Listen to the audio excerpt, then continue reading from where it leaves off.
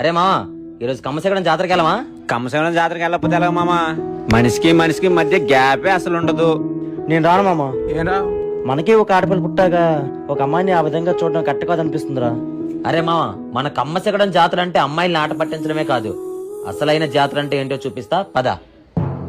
ఈ జాతర గుడి లైన్ లో నిలబడినప్పుడు ఇలా సెల్ఫీలు తీసుకోవడం కాదు, ప్రతి పటాన్ని గమనిస్తే ఈ జాతర జరగడానికి ముఖ్య కారణం ఏంటో తెలుస్తుంది. ఎన్ని రింగులు వేసినా పడదు అని తెలిసినా కూడా కొనుక్కొని మరీ వేస్తాను చూడు, ఇది నిజమైన ఆనందం. చిన్నప్పుడు మనకి కంప్యూటర్ చెప్పే జాతకాలు గుర్తున్నాయా?